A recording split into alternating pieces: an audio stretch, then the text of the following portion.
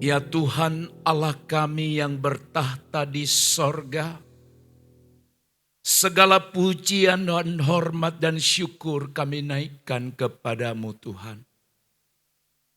Kami sungguh-sungguh merasakan bagaimana Tuhan telah menolong hidup kami sepanjang 1 minggu berlalu. Dan kalau saat ini kami boleh berkumpul bersama-sama di rumah Tuhan, membawa korban pujian dan pengagungan, itu semua karena kemurahan Allah. Kami sudah memuji Engkau Tuhan melalui syair pujian, kiranya menyenangkan hatimu. Saatnya kami merendah di hadapan-Mu.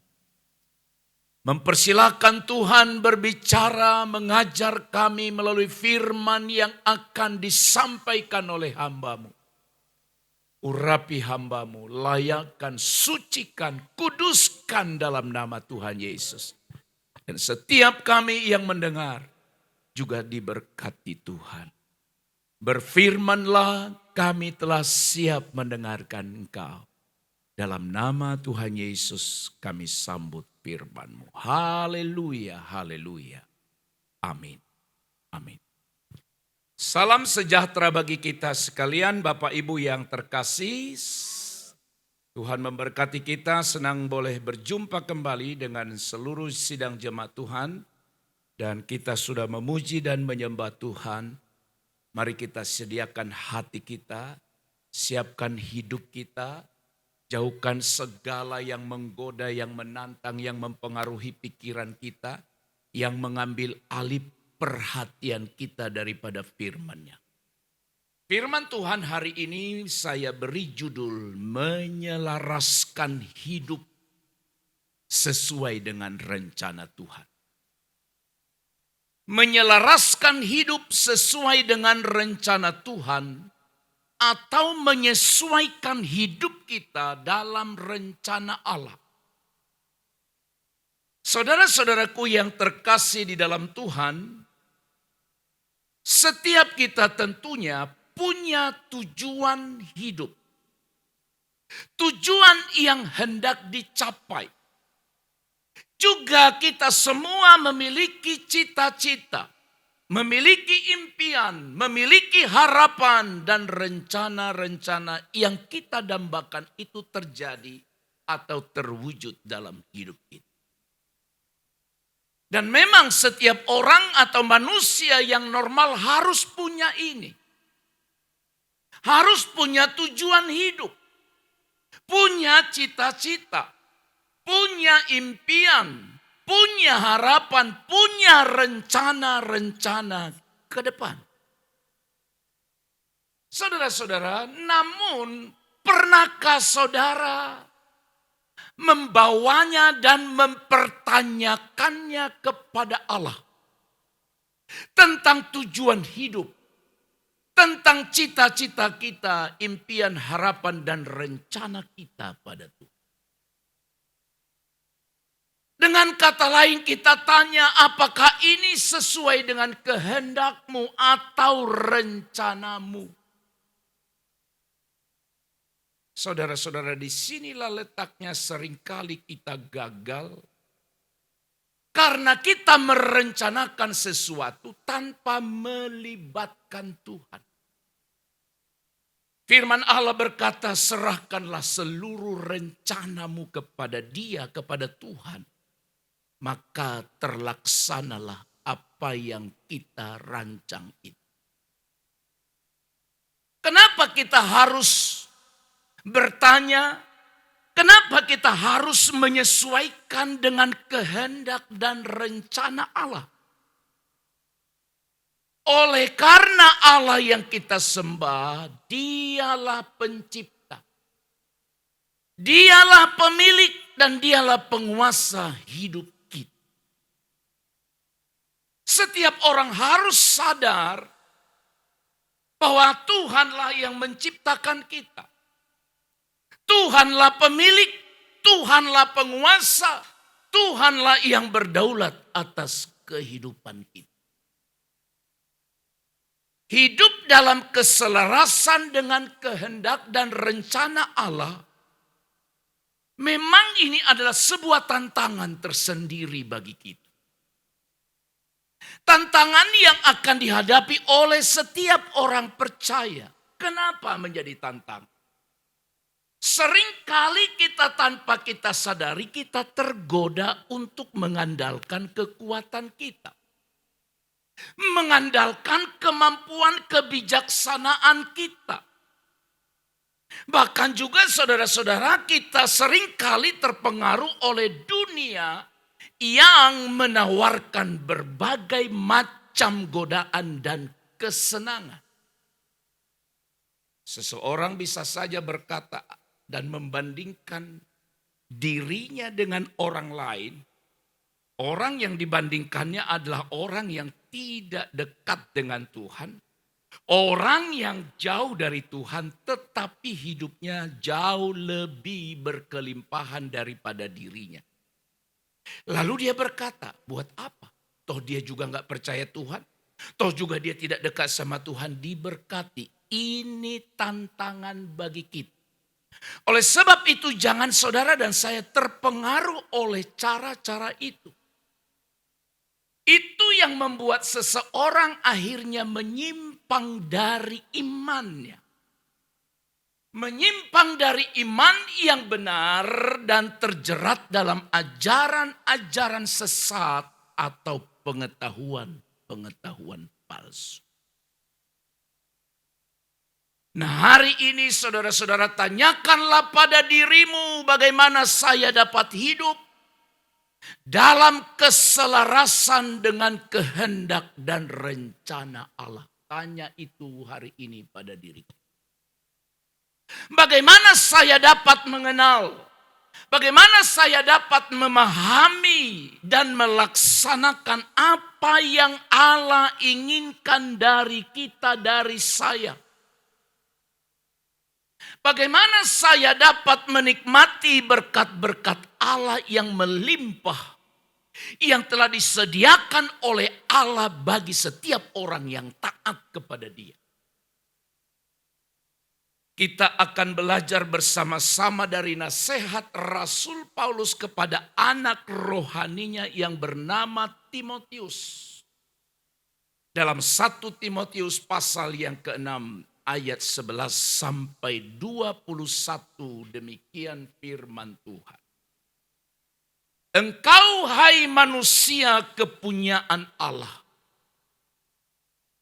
Jauhilah semuanya itu, kejarlah keadilan, ibadah, kesetiaan, kasih, dan kesabaran dan kelembutan. Bertandinglah dalam pertandingan iman yang benar dan rebutlah hidup yang kekal. Untuk itulah engkau telah dipanggil dan telah engkau ikrarkan ikrar yang benar di depan banyak saksi. Di hadapan Allah yang memberikan hidup kepada segala sesuatu. Dan di hadapan Kristus Yesus yang telah mengikrarkan ikrar. Yang benar itu juga di muka Pontius Pilatus. Kuserukan kepadamu. Turutilah perintah ini. Dengan tidak bercacat dan tidak bercela. Sampai penampakan Tuhan kita, Yesus Kristus. Pada saat yang akan ditentukan oleh penguasa yang satu-satunya dan yang penuh berkat. Raja di atas segala raja dan tuan di atas segala tuan. Dialah satu-satunya yang tidak takluk kepada maut. Bersemayam dalam terang yang tak terhampiri. Yang tidak pernah dilihat dan tidak dapat dilihat oleh siapapun. Baginya lah hormat dan kuasa yang kekal. Amin. Peringatkanlah orang-orang kaya di dunia ini. Agar mereka jangan tinggi hati. Dan jangan berharap pada sesuatu yang tak tentu seperti kekayaan. Melainkan pada Allah yang dalam kekayaannya memberikan kepada kita segala sesuatu untuk dinikmati. Peringatkanlah agar mereka itu berbuat baik. Menjadi kaya dalam perbuatan baik, suka memberi dan membagi. Dengan demikian mereka mengumpulkan suatu harta sebagai dasar yang baik bagi dirinya di waktu yang akan datang untuk mencapai hidup yang sebenarnya. Ayat 20. Timotius, peliharalah apa yang telah dipercayakan kepadamu. Hindarilah omongan yang kosong dan yang tidak suci dan pertentangan-pertentangan yang berasal dari apa yang secara keliru disebut pengetahuan. Karena ada beberapa orang yang mengajarkannya dan dengan demikian telah menyimpang dari iman. Anugerah menyertai kamu. Amin. Haleluya. Saudara-saudaraku yang terkasih, belajar dari apa yang Paulus ajarkan kepada Timotius. Yang disebutkan di dalam ayat yang ke-11, hai manusia kepunyaan Allah. Dalam terjemahan sebelumnya disebut manusia Allah. Tetapi yang sesungguhnya adalah manusia kepunyaan Allah. Timotius disebut sebagai manusia kepunyaan Allah. Maka sebagai manusia kepunyaan Allah, saudara-saudara, maka dia manusia itu harus hidup sesuai dengan rencana Allah dalam hidupnya. Dengan kata lain, kalau kita menyebut diri kita milik Allah, anak Allah, maka kita wajib hidup sesuai dengan rancangan rencana Allah bagi kita sebagai anaknya. Tadi disebut dia Tuhan, dia Raja, dia penguasa. Kita tidak boleh hidup menurut keinginan diri kita, kesenangan diri kita sendiri. Dan Timotius sebagai seorang hamba Allah yang sangat muda di kala itu, Paulus membekali dia. Paulus mengajari dia supaya sebagai manusia Allah atau manusia kepunyaan Allah, hidupnya selaras dengan rencana atau kehendak Allah. Lalu bagaimana caranya? Bagaimana atau seperti apa hidup yang selaras dengan rencana Allah itu? Yang pertama, saudara, menjauhi hal-hal yang duniawi dan mengejar hal-hal yang rohani. Di ayat lain firman Allah berkata, carilah perkara yang di atas, bukan yang di bumi ini. Menjauhi hal-hal yang duniawi. Hal-hal yang duniawi adalah hal-hal yang menyenangkan memang, tapi sesaat. Tapi pengejaran saudara dan saya adalah hal-hal rohani. Di ayat 11 sampai 12 tadi firman itu bilang seperti ini. Engkau hai manusia kepunyaan Allah, jauhilah semuanya itu. Apa yang harus dijauhi oleh Timotius? Baca ayat 9 dan ayat 10 di atasnya. Kejarlah keadilan. Ini yang harus dikejar. Ada hal-hal yang harus ditinggalkan ada hal-hal yang harus dijauhi. Tapi ada hal-hal yang harus kita kejar. Yaitu keadilan, ibadah, kesetiaan, kasih, kesabaran, dan kelembutan. Paulus katakan kejar. Kenapa disebut kejar? Sebab tidak mungkin dia datang dengan sendiri. Tidak akan pernah terjadi dengan sendirinya. Lalu dia bilang bertanding. Perhatikan baik ayat yang ke-12 bagian A. Bertandinglah dalam pertandingan iman. Wah, kita ini sekarang sedang ada dalam arena pertandingan. Yaitu pertandingan iman. Apa yang harus kita pertandingkan, apa yang harus kita rebut. Alkitab berkata, merebut hidup yang kekal.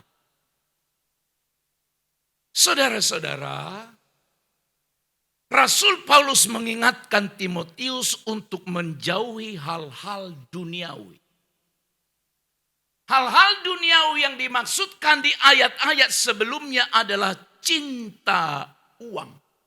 Itu duniawi, kata firman Allah. Sebab kalau disebut atau dikatakan mencintai uang, berarti uanglah nomor satu di dalam diri. Ya, memang setiap kita butuh uang. Tapi bukan uang yang mengatur hidup kita. Bukan uang yang paling utama di dalam diri kita. Apalagi yang harus dijauhi? Keserakahan. Kesombongan. Pengajar-pengajar sesat. Yang hanya menyesatkan. Dan yang hanya merusak iman.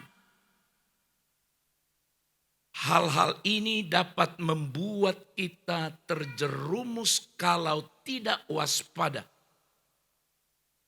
Membuat kita tergoda, terjerat dengan keinginan-keinginan bodoh yang palsu. Yang akan merugikan diri kita sendiri. Dan juga orang lain. Sebaliknya Paulus mengajak Timotius untuk mengejar. Yang harus dikejar adalah hal-hal rohani. Hal-hal rohani itu adalah keadilan. Ibadah, kesetiaan, kasih, kesabaran, dan kelembutan. Ini harus dikejar. Ini harus menjadi prioritas dalam perjuangan hidup kita. Inilah yang disebut dengan kehidupan yang selaras dengan kehendak Allah. Yaitu menjauhi hal-hal yang duniawi dan mengejar hal-hal yang rohani. Haleluya. Saudaraku yang terkasih dalam Tuhan, mari kita berjuang. Kejar. Kalau disebut kejar berarti tidak akan datang dengan sendiri. Kalau disebut kejar berarti kita berjalan lambat, tidak mendapatkan apa-apa.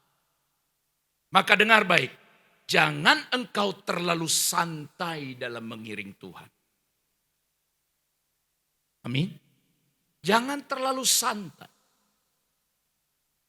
Apa artinya orang santai dalam mengikut Tuhan?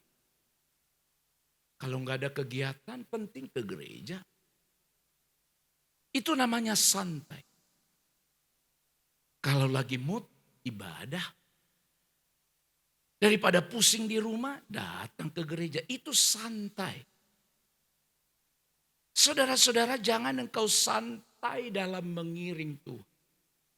Berjuang. Saudara-saudaraku yang dikasih oleh Tuhan, tadi firman berkata bahwa kita sedang ada dalam suatu pertandingan iman yang benar. Sekarang sedang bertanding. Dengar ini ya. Saya sungguh-sungguh kadang-kadang ada namanya apa namanya ya. Ada iri hati yang positif di hati saya. Iri hati yang positif. Apa itu? Kalau saya melihat orang sungguh-sungguh memuji Tuhan, saya iri. Irinya apa? Kenapa aku nggak seperti itu? Kalau saya melihat ada orang yang serius sekali dalam berdoa. Serius sekali dalam menyanyi. Muncul iri hati yang positif dalam diri saya. Kenapa saya tidak begitu? Ada orang yang serius melayani, berkorban bagi pekerjaan Tuhan. Saya mulai muncul. Kenapa aku nggak seperti dia? Saudara, perhatikan baik bahwa kita sedang ada dalam arena pertandingan iman. Pertandingan iman itu adalah untuk merebut hidup yang kekal. Hidup yang kekal itu tidak akan datang sendirinya. Tidak akan terjadi dengan sendirinya. Seseorang yang mendambakan kehidupan kekal. Memang kita diselamatkan kata Alkitab bukan karena perbuatan baik kita. Tapi semua karena anugerah Allah. Tapi walaupun demikian, ada hal-hal yang harus saudara dan saya lakukan. Bertanding. Pertandingan ini saudara-saudara memang bukan pertandingan fisik. Melawan orang lain. Tapi pertandingan kita adalah bertanding secara rohani melawan siasat iblis dan kuasanya. Yang membuat orang malas dengan Tuhan itu pasti iblis. Yang membuat orang jadi kikir itu pasti iblis. Yang membuat orang masa bodoh dengan Allah itu pasti iblis. Tidak mungkin Roh Kudus. Oleh sebab itu kita harus bertanding.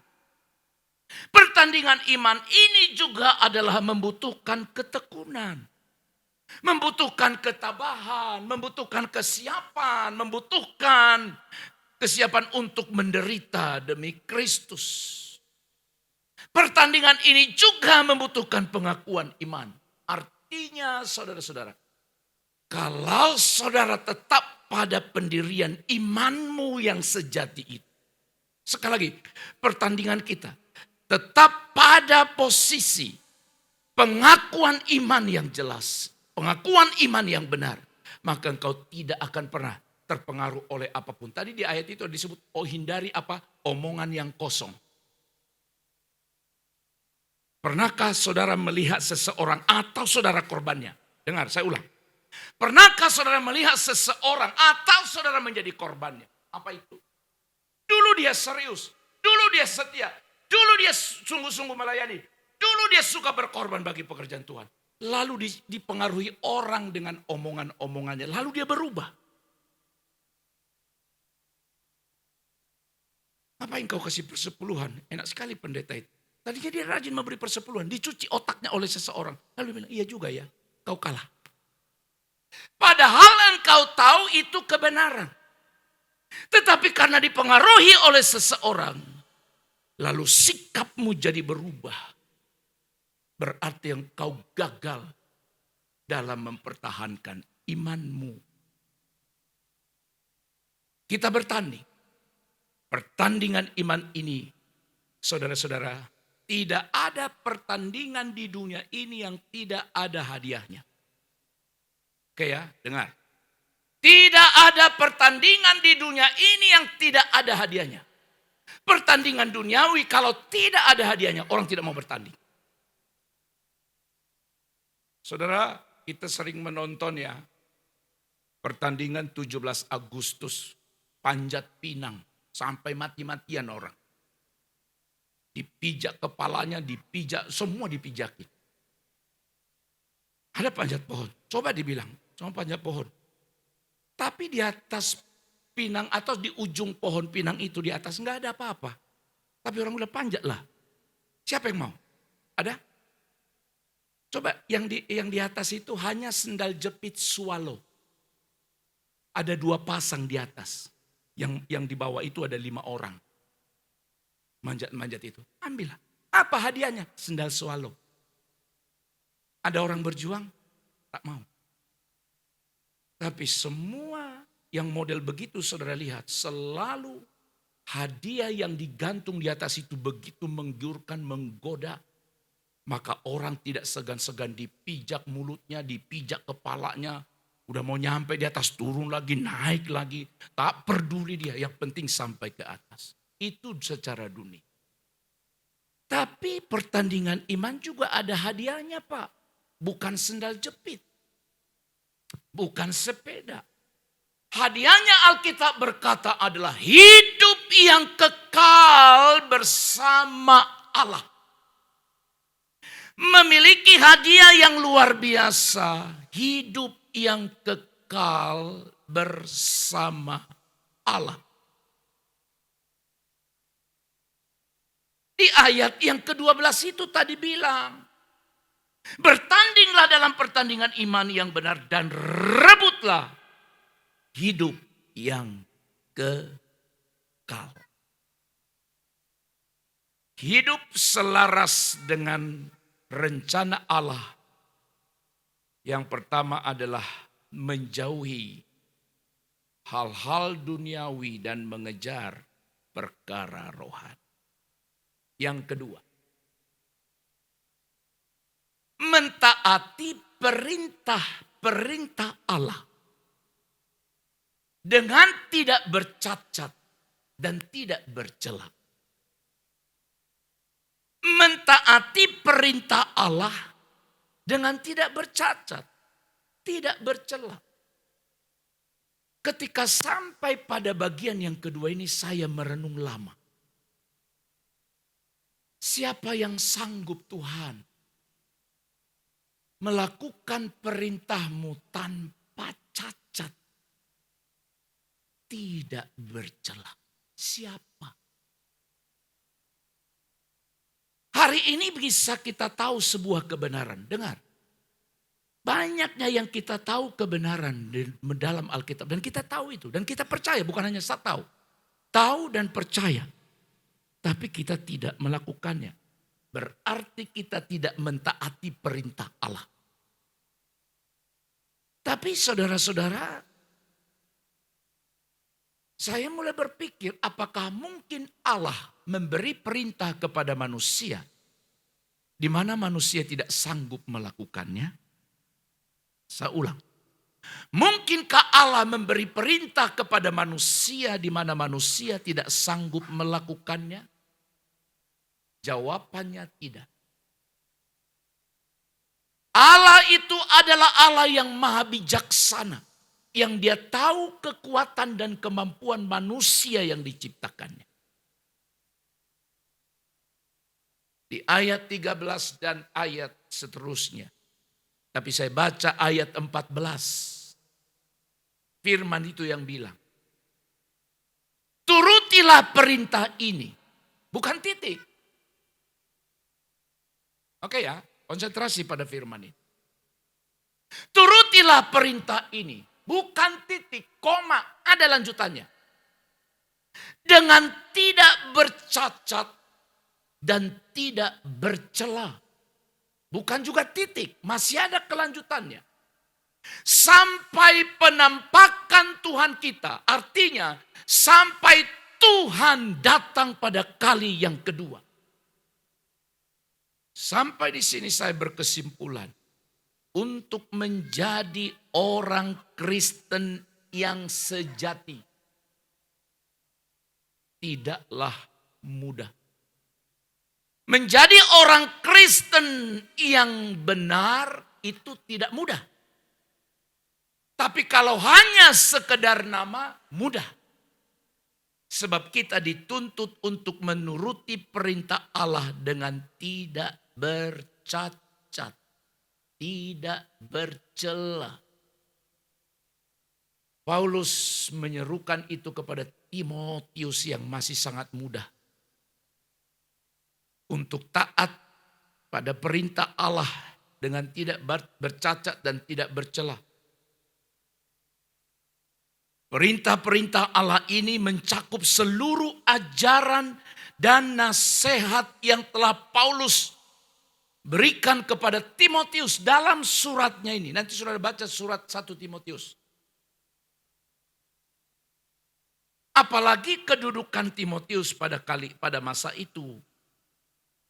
adalah seorang pelayan yang masih muda. Pelayan gereja yang masih muda. Dan perintah Allah itu mencakup seluruh hukum dan firman Allah yang terdapat dalam kitab suci. Saudara-saudara yang terkasih dalam Tuhan, Paulus menekankan bahwa Timotius harus mentaati perintah Allah. Dengan tidak bercacat, tidak bercela, tanpa celah. Dalam hal apa? Pengajaran dan juga perilaku. Ini dua hal yang sangat penting Bapak Ibu. Tolong perhatikan. Doktrin itu pengajar. Dan perilaku. Artinya, jangan sampai engkau salah menyampaikan ini. Lalu ketika orang salah menyampaikan, engkau salah mengajarkannya. Lalu ajaran yang salah diterima, ditangkap oleh jemaat. Dan akhirnya jemaat melakukan yang salah. Semoga saudara bisa mengikuti.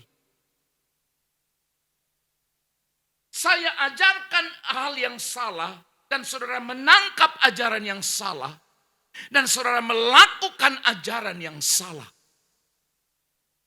Maka inilah yang sangat dikhawatirkan oleh Paulus dari Timotius. Jangan sampai kau salah mengajar. Dan orang nanti salah menangkapnya, salah mendengarnya. Dan salah yang dilakukannya. Itu sebabnya Yakobus menasehatkan janganlah banyak di antara kamu menjadi apa? Guru, pengajar. Sebab tidak mudah.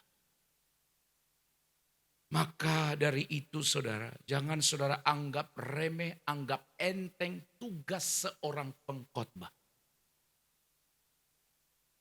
Sekali lagi, hati-hati sekali. Jangan pernah saudara duga bahwa berkhotbah itu mudah. Resikonya besar.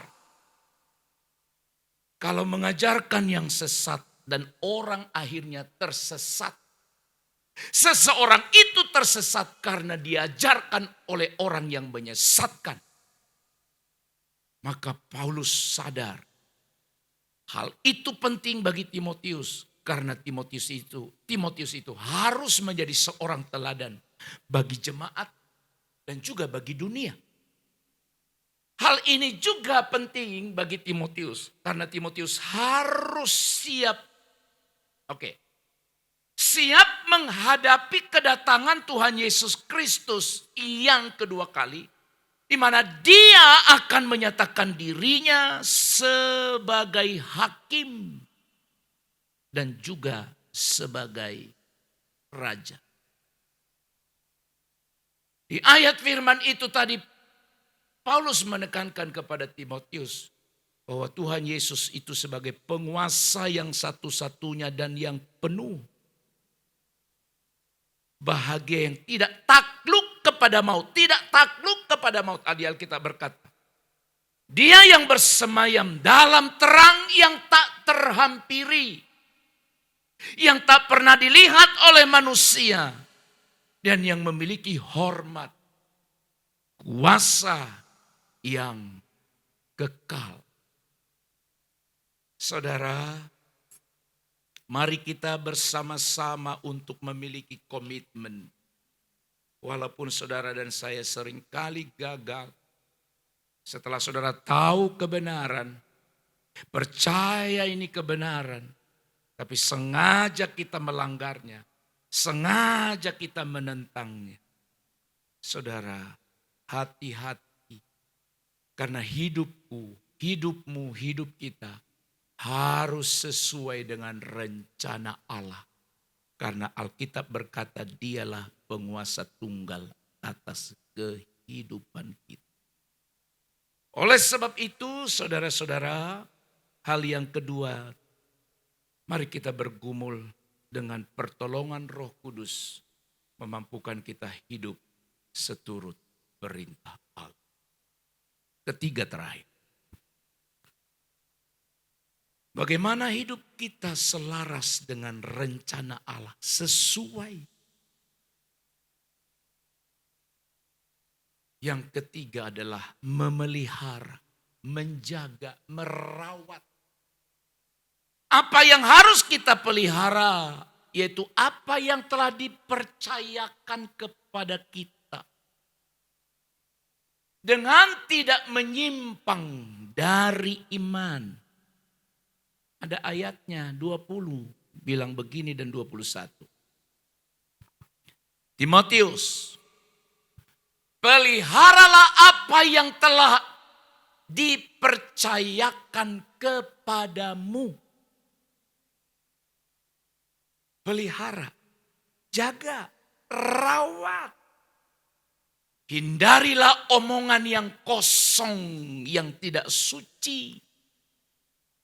Dan pertentangan-pertentangan yang berasal dari apa yang secara keliru disebut pengetahuan. 21. Karena ada beberapa orang yang telah mengajarkannya. Dan dengan demikian telah menyimpang dari iman. Maka yang ketiga, Paulus menasihatkan Timotius untuk memelihara apa yang telah dipercayakan kepadanya dengan tidak menyimpang dari iman. Saudara-saudara, apa sih yang sudah dipercayakannya? Apa yang dipercayakan kepada Timotius?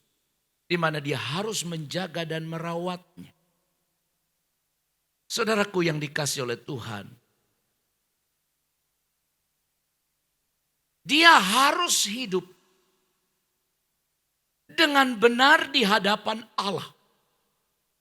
Memelihara apa yang telah dipercayakannya, yaitu iman Kristen yang murni dan benar.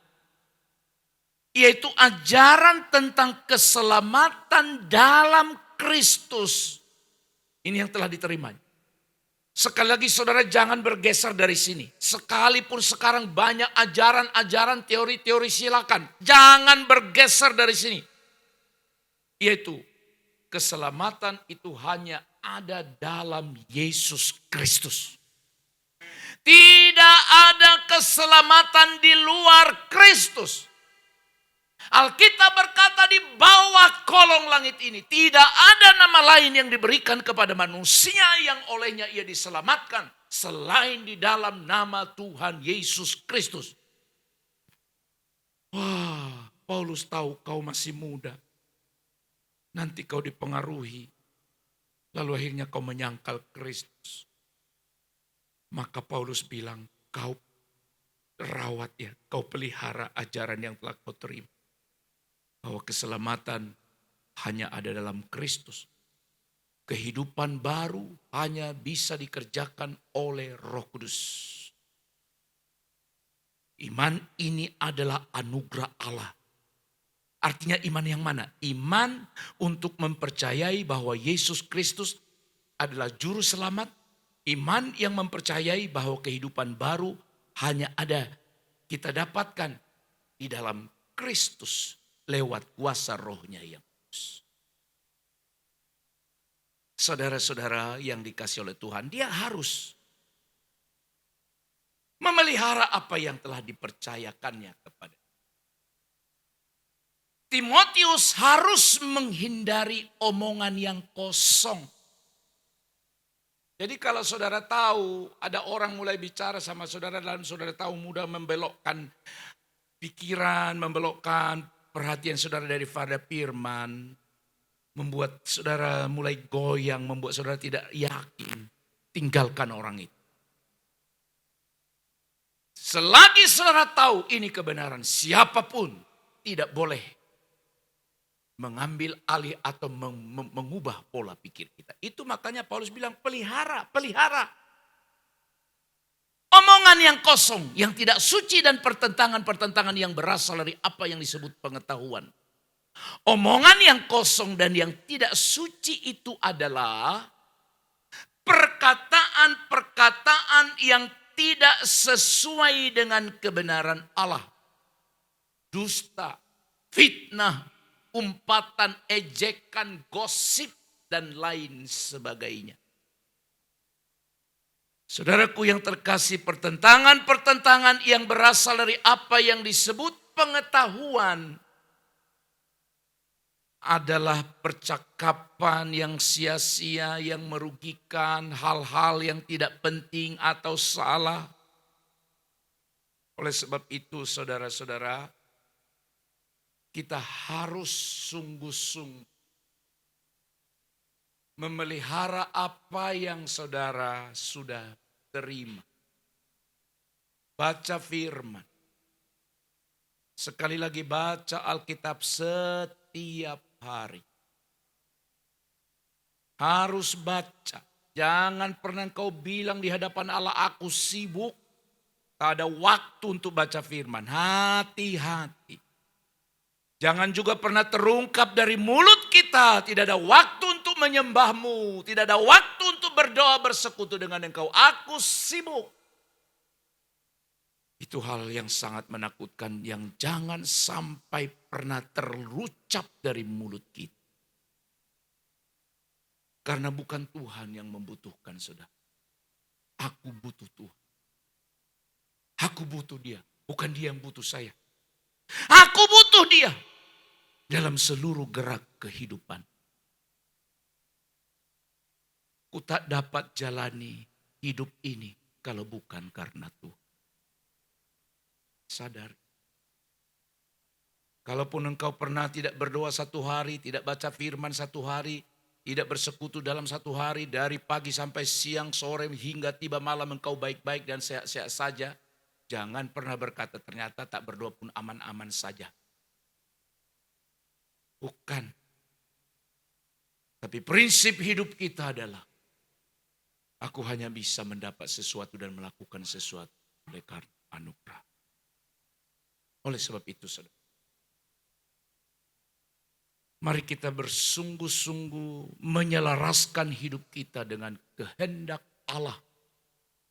Dengan yang pertama, menjauhi hal-hal dunia yang membuat kita tidak percaya, yang membuat kita lemah, yang membuat kita jauh daripada Allah. Tapi kejarlah hal-hal rohani yang membuat engkau makin dekat dengan Allah. Yang kedua, mentaati perintah-perintah Allah dengan tak bercacat dan tak bercela. Makin naik tingkatannya memang makin berat dan makin sulit. Tapi sekali lagi tidak mungkin Allah kasih perintah kepada manusia, kepada kita di mana kita tidak sanggup melakukan. Mari kita belajar dengan pertolongan Roh Kudus. Dan yang terakhir, yang ketiga, memelihara apa yang telah dipercayakan kepadamu. Keselamatan itu anugerah dan kita sudah diselamatkan. Jangan sampai engkau bergeser daripada itu. Itu harta yang termahal. Harta yang termahal dalam hidup kita adalah keselamatan dalam Kristus. Ini harta, harus pelihara. Pelihara. Dengan tidak menyimpang dari iman. Sampai kepada kedatangan Tuhan yang kedua kali. Amin.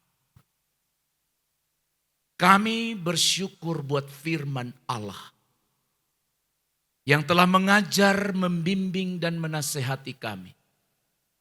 Supaya kami tidak hidup egois untuk kesenangan diri kami. Tapi apapun yang menjadi kerinduan kami, dambaan kami, cita-cita kami, harapan kami. Semuanya kami bawa ke hadapan Allah. Bahkan kalau ada yang kami rencanakan dalam diri kami. Tapi itu bertentangan dengan kehendak Allah. Kami rela supaya rencana itu pun digagalkan. Yang kami mau adalah apapun yang kami rencanakan. biar itu sesuai dengan kehendak, bukan kehendak kami. Tuhan Yesus menolong setiap umat-Mu yang sudah mendengarkan firman ini. Mampukan kami bersama-sama untuk mengejar hal-hal rohani.